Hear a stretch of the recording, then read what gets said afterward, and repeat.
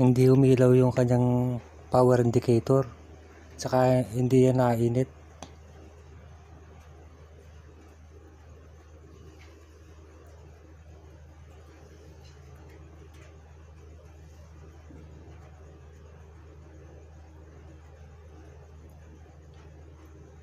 Mag resistance reading muna tayo. Tignan natin sa tester.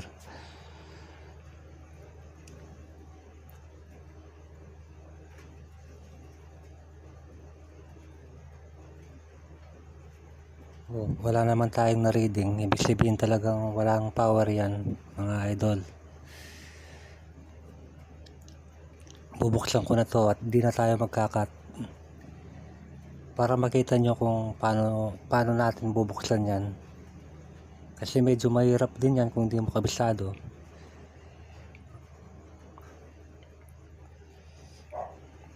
Dapat malaman nyo rin yung sikreto ng pagbukas niyan.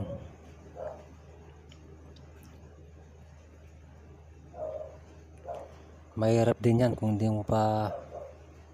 ka pa nakakapagbukas ng ganyan plancha. Mahirap buksan. Gaya yan, nahirapan din ako dyan.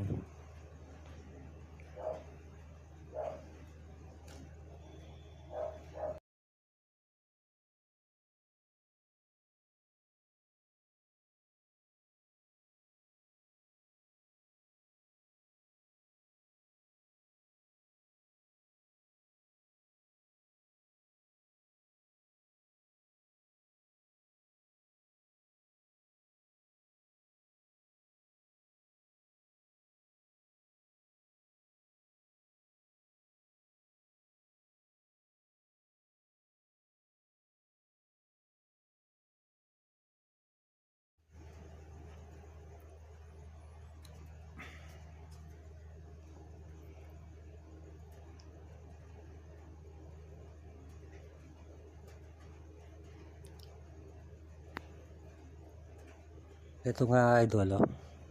Natanggal ko na yung mga tornilyo niya, pero hindi ko matanggal-tanggal yung kanyang takip. Parang may sumasabit. Hindi natin matanggal-tanggal. Pero wala nang tornilyo yan.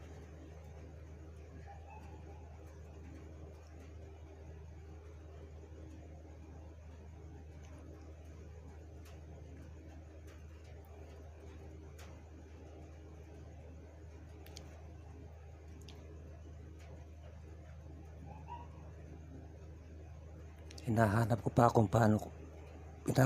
yung sikreto niya para mabuksan ko lang yan. Hindi ko pa talaga kabisado. Iwanan muna natin yung sa ibabaw na yan, yung takip sa ibabaw.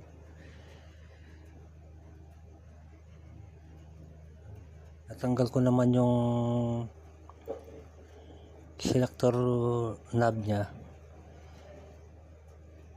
Meron ako nakitang dalawang tornilyo. Tinatanggal ko muna yon.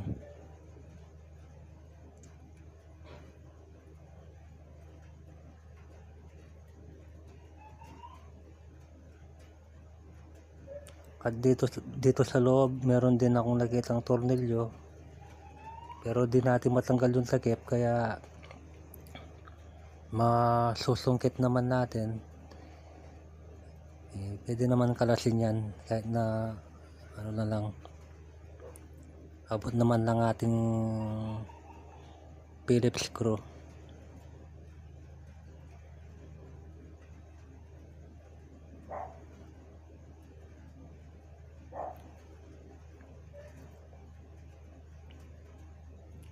Mga idol, natanggal ko na rin.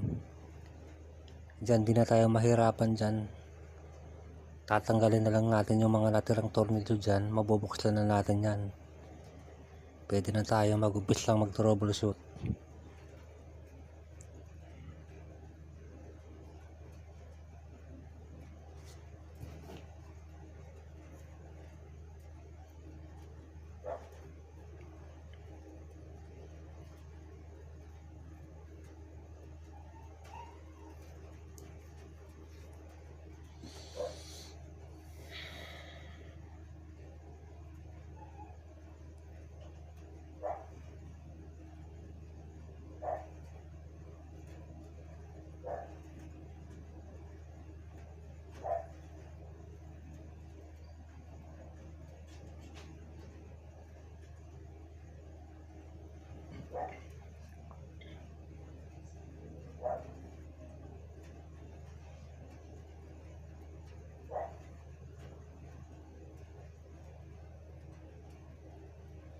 Actual nating nire-repair yan mga idol.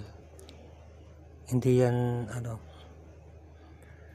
walang skip yan.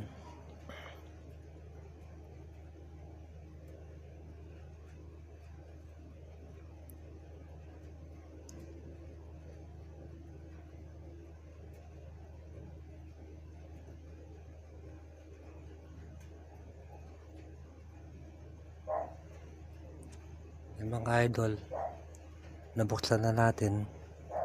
Ang una-una nating i-check doon mga idol, yung kanyang filament.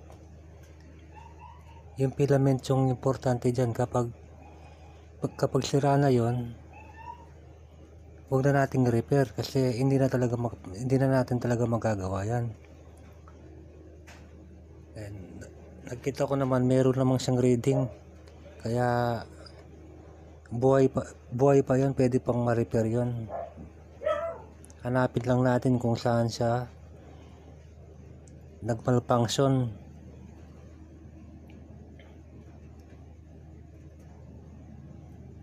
Nag-check ako ng power cord.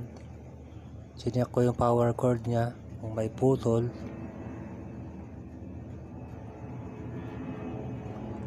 Okay naman yung power cord niya. Wala naman ako nakitang problema sa kanyang power cord. Tapos nag-check ako ng thermal fuse. Alam nyo naman siguro kung anong thermal fuse. Lagi yun nakabalot ng yan, insulator na parang spaghetti. Yun, yung side na yan, nakikita nyo yung kulay puti, yun yung thermal fuse nya. Na-check ko na rin yun buo naman yun, wala naman putol yun. Double check na lang natin yung mga contact kung meron bang naglo-lost contact.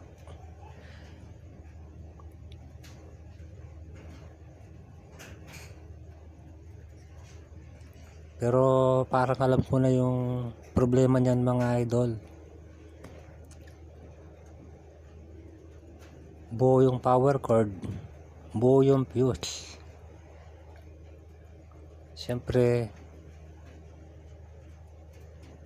pinakauling check natin dyan yung kanyang switch, yung selector switch. Yun yung hinala ko dyan na may problema.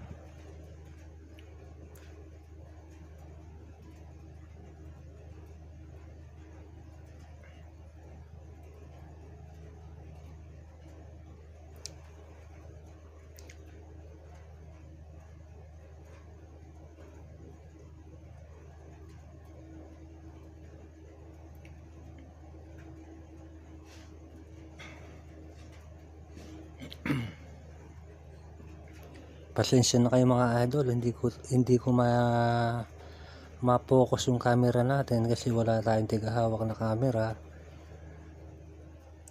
Mahirap mag-video kapag ganyan.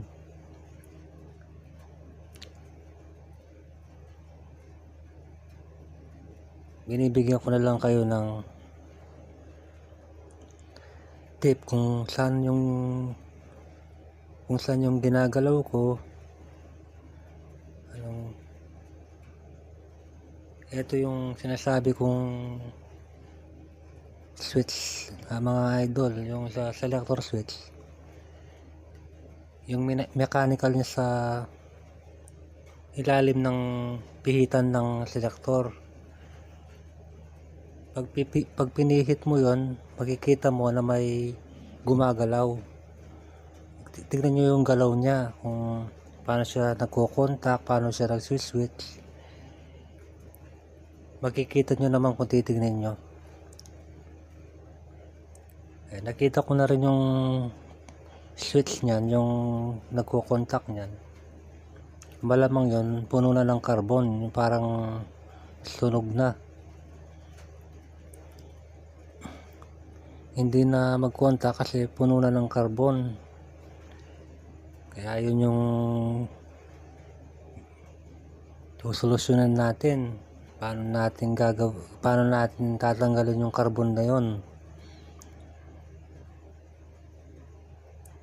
Chine-check ko nga, parang naka-on, naka-switch na yan, pero yung ano niya, walang contact. Yan, mga ano, sinisilip ko yung kanyang ano. Yan, pag pinipihit natin ganyan, dumidikit yung contact niya sa baba.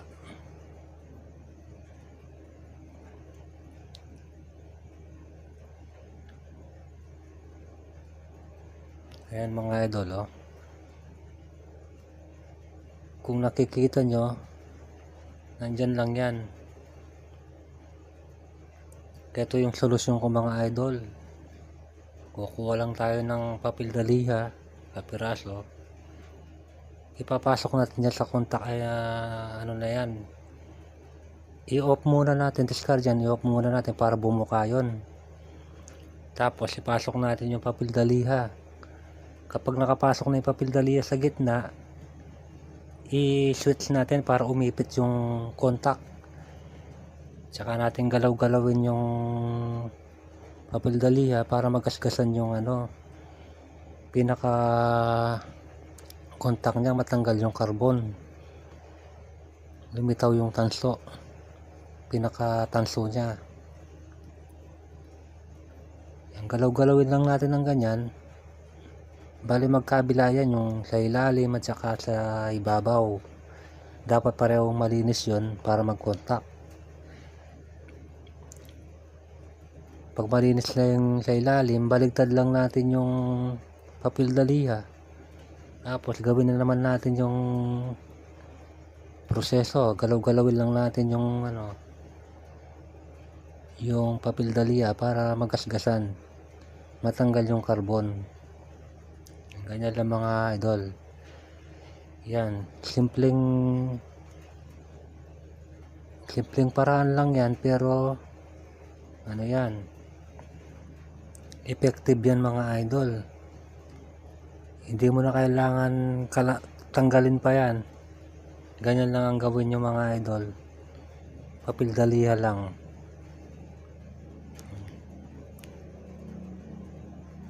Yan, tignan natin sa tester mga idol kung may contact na siya. Ayun o, diba? Meron na.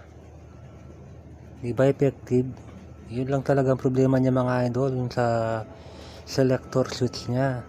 Yung mechanical niya, hindi na nagko-contact kasi puno na ng carbon.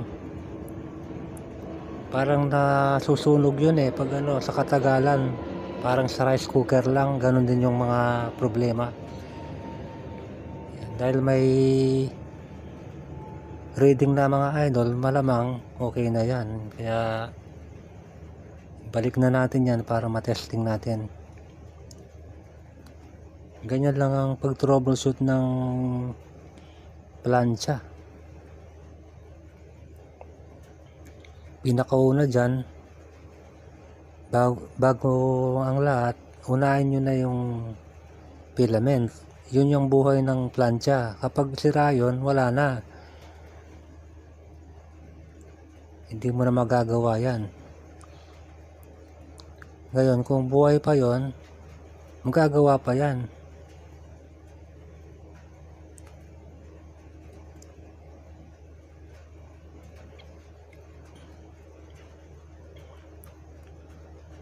Basta sa plancha, ano lang dyan, ang i-check mo lang dyan, power cord, kasi yan, madalas din masira sa plancha yan, kasi laging nagagalaw tuwing magpa-plancha. Laging nagagalaw yan, kaya madalas maputol yan. Pangalawa, yung ano niya, yung kanyang thermal fuse, yan, dalawang yan. Kung wala pa ron, yung ano na, pinaka switch niya, yung switch niya yun na yung sa selector switch, yun na yung ano niya, i-check nyo yun, sigurado may itim yun. Yun yung pinakita ko sa inyo kanina, yung solusyon. Gamit lang kayo ng papel daliha, yung mapino. para hindi naman masyadong magasgasan, baka maubos yung tanso. Bali mechanical lang ang sira mga idol, wala naman tayong pinalitan na pyesa dyan. Tinanggal lang natin yung nakabarang carbon kasi kumapal na yung carbon, hindi na mag-contact. Kaya yan, effective naman yung ginawa natin. Wala naman tayong pinalitan na pyesa, yun lang ang ginawa natin. Ibubuo lang natin yung mga idol, check na natin yan kung umiinit na rin ba o ano, may reading na. Kanina nakita natin may reading na, tignan natin kung iinit yan. At mag-on na rin yung ano niya, yung ilaw niyang, yung power indicator niya, kailangan umilaw yon pag sinaksak natin.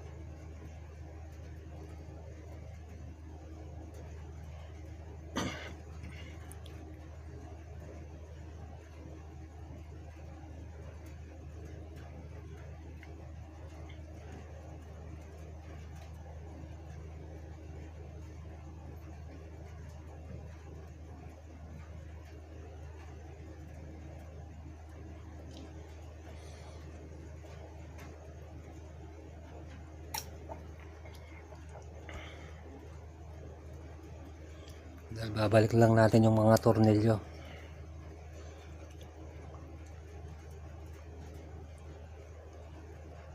Madali lang naman i-repair basta mabuksan na natin. Meron talagang mahirap buksan yan.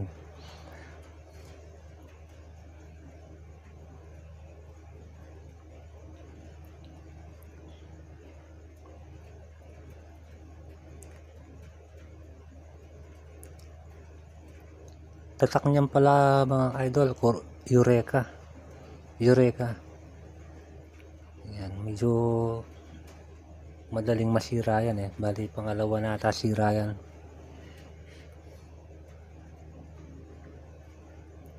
Eureka.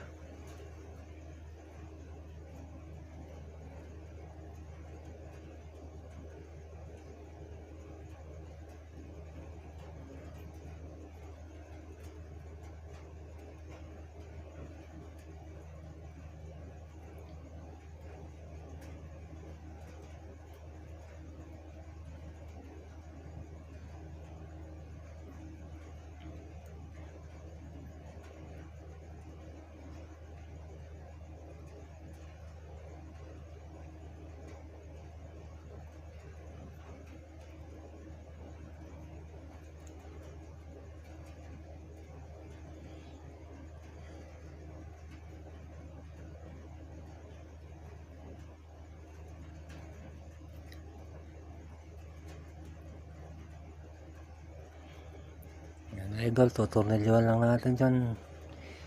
Alam ko yung mga iba ayaw nilang ganyan, yung matagal, walang cut. Gusto nila direkta na sa trouble kung nasaan yung trouble. Pero maganda yung buo na lang mapanood. Kasi ako kahit mapanood natin ang buo, lalo na kung ano,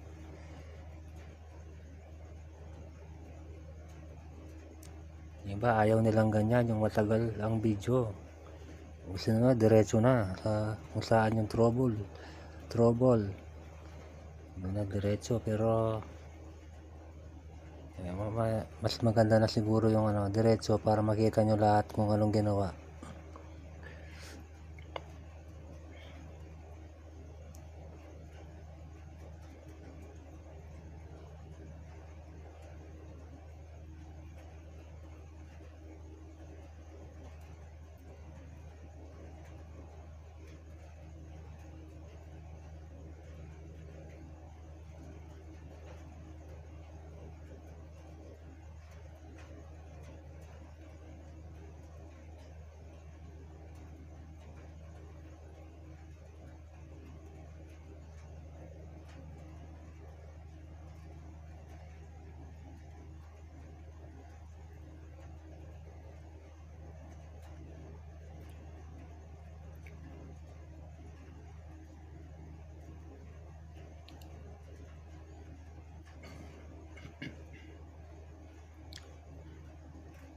nasa 20 minutes na tayong gumagawa. Yan dol, malapit na rin matapos yun mga idol.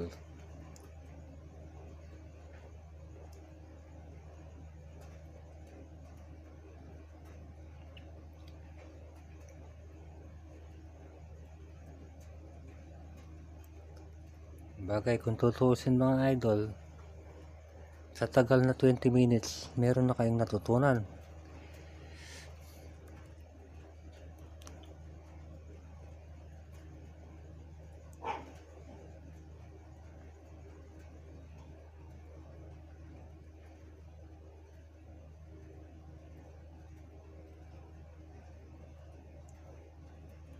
Yan, check natin idol kung meron pang reading. Kanina may reading na yan eh. Meron ng reading mga idol, malamang okay na yan. Isaksak na natin. Ayan idol, oh, lumitaw na yung ilaw niya.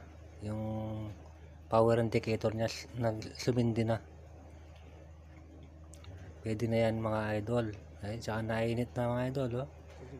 Gusto nyo bang hawakan? Mainit na yan idol, oh. Okay na mga idol. Ganyan lang pala mag-repair ng plancha. Mainit na idol, okay na to mga idol. Ganun lang ang pag-repair niyan mga idol. Sana may napulot kayo may natutunan kayo sa napanood nyo.